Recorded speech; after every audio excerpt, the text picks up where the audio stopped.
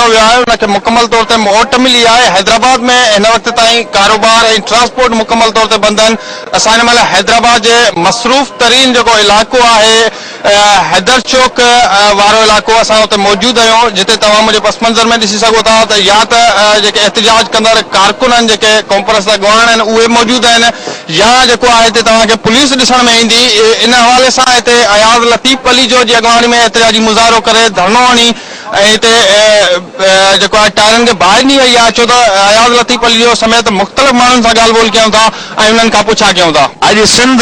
कश्मीर ऐं कंदकोट ऐं घोटकी खां वठी कराची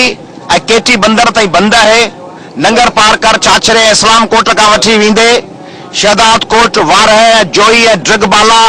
ताईं सिंध बंदि आहे। हैदराबाद हिन वक़्तु मुकमिल शटर बंदि ऐं पहिया जाम आहे। पर तव्हां ॾिठो हींअर त हैदराबाद जी पुलिस जीअं तशदुद कयो आहे असांजे हथे ख़ाली कारकुननि ते, सिंधियाणी तहरीक जे भेनरुनि सां जीअं बदतमीज़ी कई आहे, हाथापाई कई आहे, ऐं जंहिंजी कमांड हैदराबाद पुलिस जा आला अमलदार करे रहिया आहिनि, ऐं जीअं असांखे हिन वक़्तु पुलिस जो घेरो आहे, ऐं जीअं असांजे न्याणियुनि खे तौहीन आमीज़ रवैये जो निशानो बनायो वियो आहे, उहो मिसाल आहे हिन ॻाल्हि जो त सिंध हुकूमत ऐं सिंध में लॉ एनफोर्स कंदड़ पुलिस अमलदार शायदि चाहिनि था त को वॾो ममन मचे, ऐं सिंध हुकूमत ऐं पुलिस अमलदार शायदि चाहिनि था त अवामी तहरीक जे कारकुननि खे तशदुद जे रस्ते ते मजबूर कजे। सिंधी न्याणियुनि ते जेकॾहिं वार थींदो त सॼी सिंध में जेको इश्तियाल पैदा थींदो शायदि उहो इश्तियाल पैदा करणु चाहिनि था, ऐं शायदि सिंधियाणी तहरीक ऐं SC ST जे कारकुननि सां बदतमीज़ी करे हू सॼी सिंध खे तारुक में आणणु चाहिनि था त सिंध जेका पुरअमन हड़ताल में असां वायोलेंट बणिजी वञे। मंज़ूर असां अची वज़ाहत करे हींअर त सिंधियाणी तहरीक ऐं अवामी तहरीक ते बिशमूल मुंहिंजे ऐं असांजे कारकुननि ऐं अॻवाननि जी क़यादत में, असांजे जनरल सेक्रेटरी जी क़यादत में जेको धरणो आहे उते